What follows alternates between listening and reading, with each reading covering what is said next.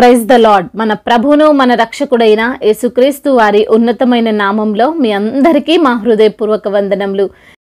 ఈరోజు దేవుని వాక్యము, నీ భారము యెహోవా మీద మోపుము, ఆయనే నిన్ను ఆదుకొనును.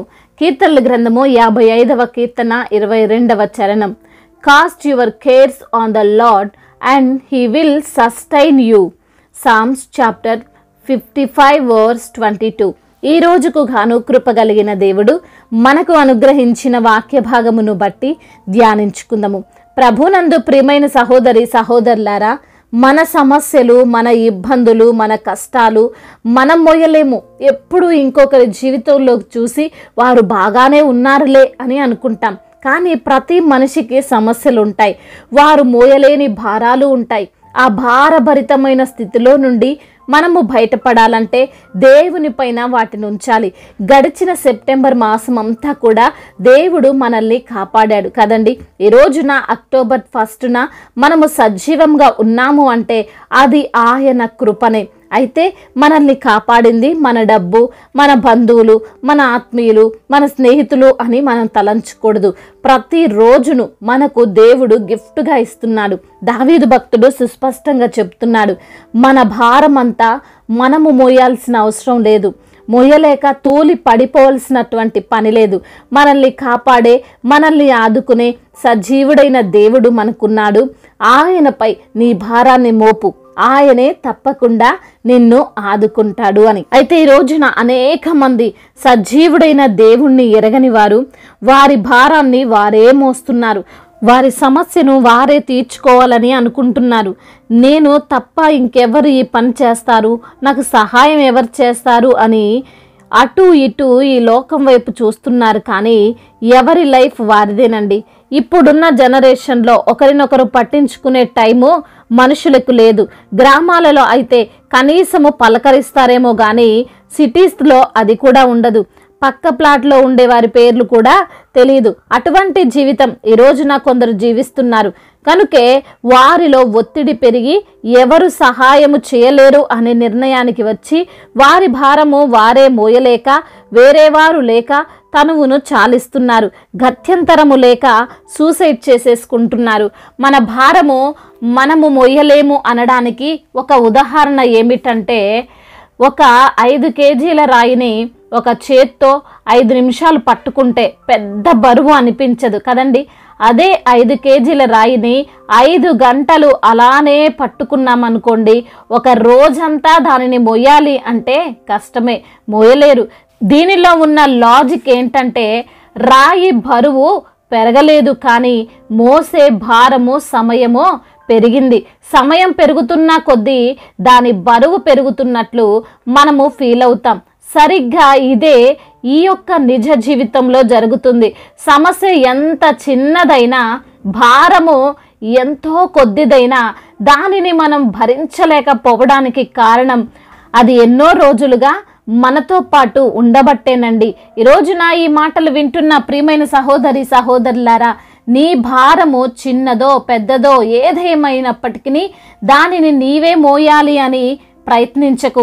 దేవుణ్ణి ఎరగని వ్యక్తి వలె నడుచుకోకు. నీకోసం దేవుడున్నాడు. నీవు మోయలేని భారము ఆయన మోస్తాడు. నీవు ఎక్కలేని ఎత్తైన కొండను ఆయన ఎక్కిస్తాడు. వాక్యములో భక్తుడు అంటున్నాడు, ఎక్కువ సార్లు తెలుసో తెలియకో మనము మనుష్యులను మన భారము మోయమని వారిని నమ్ముకుంటాము అని. వారు కూడా దానిలో ఏముందండి, మేము సహాయం చేస్తాము అని అంటారు కానీ చెయ్యరు. లేఖనములో వ్రాయబడి ఉంది, వారి నోటి మాటలు వెన్నెవలే మృదువుగానున్నవి, అయితే వారి హృదయములో కలహమున్నది. వారి మాటలు చమురు కంటే నునుపైనవి, అయితే అవి వరదీసిన కత్తులే అని. మనము సహాయం కోసం మనుషులను నమ్ముకుంటే, నా తమ్ముడు ఉన్నాడులే, నా భర్త ఉన్నాడులే, నా భార్య ఉందిలే, నా తల్లిదండ్రులు ఉన్నారులే అని అనుకుంటే నిండా మునుగుతాం. వాక్యం చెప్పినట్లు మన భారాలు మనుష్యుల పైన కాదు, దేవుని పైన మోపాలి. ఆయనే ఆదుకుంటాడు. ఇక్కడ ఆయన ఆదుకోవడం అంటే ఆయనే డైరెక్ట్గా వస్తాడని కాదు.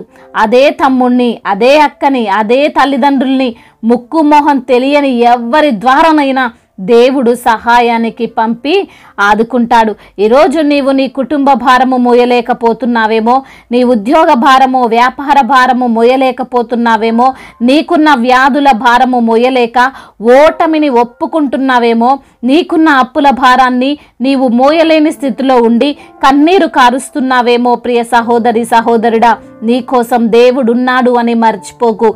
దావీదుని ఆదుకున్న దేవుడు నిన్ను కూడా ఆదుకుంటాడు. దావీదు కదలకుండా స్ట్రాంగ్గా నిలవబెట్టినటువంటి దేవుడు నిన్నును నిలవబెడతాడు. ఆయనే నీ సహాయకుడు అని గ్రహించి ఆయనపై ప్రార్థన ద్వారా నీ భారం మోపి నిశ్చింతగా శాంతి సమాధానముతో జీవించు. దేవుడి మాటలను దీవించి మన హృదయములో ఫలింపచేయునుగాక. వాక్య భాగమును బట్టి ప్రార్థించుకుందాము. ప్రతి ఒక్కరు కూడా ప్రార్థనలో ఏకీభవించగలరు. ప్రార్థన. మహాశక్తి సంపన్నుడా, మహోన్నతుడా, కృపా కనికరములు కలిగిన తండ్రి, మీ యొక్క ఘనమైన ప్రశస్తమైన నామమును బట్టి మీకు వందనములయ్యా. అయా, గడిచిన నెలంతయు కూడా మమ్మల్ని కాచి కాపాడి క్షేమంగా ఉంచారు ప్రభువా. మరి యొక్క నూతనమైనటువంటి నెలలోనికి, అక్టోబర్ మాసంలోనికి మమ్మల్ని తీసుకుని వచ్చినందుకు స్తోత్రములు ప్రభువా. అవునయ్యా, ఎన్నో కష్టాల్లో, ఎన్నో ఇరుకులలో, ఇబ్బందుల్లో ప్రభువా అయా మా వెంటే ఉండి మమ్మల్ని నడిపించి మమ్మల్ని ధైర్యపరిచి ప్రోత్సహించిన మీ యొక్క అమూల్యమైన మాటలను బట్టి, మీ యొక్క గొప్ప కృపను బట్టి మీకు వందనములు. మాకున్న భారము మీ మీద మోపమని, మీరే మమ్మల్ని ఆదుకుంటారని తండ్రి సూటిగా మాతో మాట్లాడారు. ఎందరైతే బిడ్డలు ఈ రోజున నా తండ్రి అయా వారికి ఉన్న ప్రతి సమస్య నుండి తండ్రి అయా మీకు మొరపెడుతున్నారో ఆ సమస్య నుండి విడుదల దయచేయండి. మీరే బిడ్డలకు తండ్రి ధైర్యాన్ని ప్రసాదించండి. ఎందరైతే బిడ్డలు అనారోగ్యంతో బాధపడుతున్నారో ప్రతి బిడ్డకు సంపూర్ణ ఆరోగ్యమును దయచేయండి. మీరే ప్రతి బిడ్డను స్వస్థపరచండి. స్వస్థపరిచే దేవుడవు నీవే, యెహోవా రాఫాగా ఉన్న దేవుడవు అయా. ప్రతి బిడ్డకు ప్రభ అరికాలు మొదలుకొని నడినెత్తిన వరకు ప్రభ మీ యొక్క రక్తాన్ని బిడ్డలపైన ప్రోక్షించి మీ సన్నిధిలో సాక్షులుగా వారిని నిలవబెట్టండి. ఆర్థిక సమస్యలను కొట్టివేయండి. రుణ భారాల నుండి విడుదల దయచేయండి అయా. కుటుంబ సమస్యలు, కుటుంబ కలహాలు, భార్యాభర్తల మధ్య విభేదాలు, అన్నదమ్ముల మధ్య విభేదాలు, ఆస్తి తగాదాలు, ఇరుగు పొరుగు వారి మధ్య విభేదాలు, వీటన్నిటి నుండి బిడ్డలకు విడుదల దయచేయమని బ్రతిమిలాడుకుంటున్నాం. గర్భఫలము లేని బిడ్డలను జ్ఞాపకం చేసుకుని వారికి గర్భఫలమును దయచేయండి. సంతులేని దానిని ఇల్లాలుగాను, కుమారుల సంతోషంగా గల తల్లిగా చేస్తానని మాట ఇచ్చి ఉన్నారు. ఆ మాటను ప్రతి బిడ్డ జీవితంలో మీరు నెరవేర్చమని బ్రతిమిలాడుకుంటున్నాం అయ్యా. అదేవిధంగా గర్భిణీ స్త్రీలను దీవించండి. తల్లి బిడ్డలకు క్షేమాన్ని దయచేయండి ప్రభ. ఇప్పుడే పుట్టిన చిన్న బిడ్డలను తండ్రి మీరు కాచి కాపాడండి ప్రభ. ఎటువంటి అనారోగ్య సమస్య బిడ్డలకు రాకుండా ప్రభ మీ యొక్క రక్తాన్ని బిడ్డలపైన ప్రోక్షించమని బ్రతిమిలాడుకుంటున్నాం తండ్రి. కోర్టు సమస్యలు, ల్యాండ్ సమస్యల నుండి విడుదల దయచేయండి.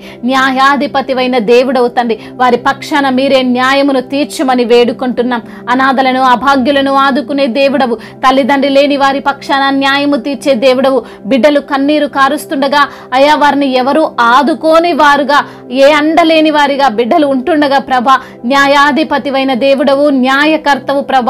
ప్రతి బిడ్డకు మీరు తోడుగా ఉండండి. మీరే బిడ్డలకు ధైర్యాన్ని ప్రసాదించండి ప్రభువ. అదేవిధంగా అయా దైవజనులందరికీ మీరు తోడుగా ఉండండి. వారిని బలపరచండి. వారు చేస్తున్న పరిచర్య నూరంతల ప్రతిఫలముతో మీరు నింపండి. అనేక ఆత్మలను రక్షించే భాగ్యము దయచేయండి. ఏ ఒక్క ఆత్మ నశించిపోకుండా ఉండుట మీ చిత్తము నా తండ్రి. అట్టి తండ్రి పనిని వారు ఆ పరిచర్యను చేస్తుండగా, మీ సువార్తను ప్రకటిస్తుండగా అనేకుల హృదయాలను మీ తట్టు తిప్పడానికి సహాయం దయచేయమని వేడుకుంటున్నాం తండ్రి. అదేవిధంగా నా తండ్రి ఎందరైతే బిడ్డలు గృహము లేక బాధపడుతున్నారో, పెన్షన్ను లేక బాధపడుతున్నారో వారిని బట్టి ప్రార్థిస్తున్నాం. వారి ప్రతి అవసరతను మీరు తీర్చండి తండ్రి. మీ యొక్క మహిమైశ్వర్యములో వారి ప్రతి అవసరత తీర్చబడుతుందని నమ్ముతున్నాం తండ్రి. అదేవిధంగా నా తండ్రి ఎందరైతే బిడ్డలు ప్రభ ఈ రోజున ప్రయాణాల్లో ఉన్నారో వారి కొరకు ప్రార్థిస్తున్నాం తండ్రి. అయా వారి ప్రయాణం అంతటిని సుఖముగా, సౌఖ్యముగా ఉండునట్లుగా కృప చూపించండి నా తండ్రి. సువార్తికులను బలపరచండి. వారు వెళ్లే మార్గం అంతటిని సరళము చేయండి అయా. ప్రతి ఒక్క పరిస్థితిని వారికి అనుకూలంగా మార్చండి ప్రభ. అదేవిధంగా మిషనరీస్ ని దీవించండి. క్షేమాన్ని వారి కుటుంబానికి దయచేయమని బ్రతిమిలాడుకుంటున్నాం ప్రభువా. మా భారతదేశంను, తెలుగు రాష్ట్రాలను, ఇతర దేశాలను, ఇతర రాష్ట్రాలను తండ్రి అయా మీ యొక్క ఆధీనంలో ఉంచుకోనండి ప్రభువా. ఏ ఒక్కరు ప్రభ నశించిపోవద్దు ప్రభ.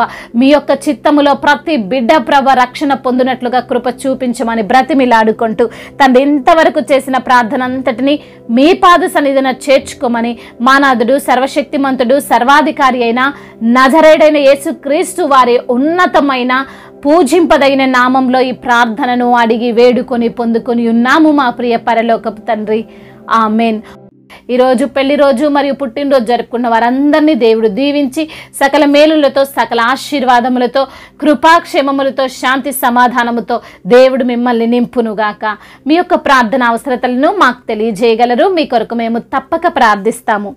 మొదటిసారిగా మన యొక్క ఆదరణ వాక్యం చూస్తున్నట్లయితే తప్పకుండా సబ్స్క్రైబ్ చేసుకోగలరు. ఈ వాక్యం మీకు ఆశీర్వాదకరంగా ఉండినట్లయితే అనేకులకు కూడా ఈ వాక్యాన్ని పంపి మీరు కూడా దేవుని యొక్క రాజ్య సువార్తలో పాలిభాగస్తులు కావాలని దేవుని పేరిట మనవి చేసుకుంటున్నాను. May God bless you all. దేవుడు మిమ్మల్ని దీవించి బలపరిచి స్థిరపరచునుగాక.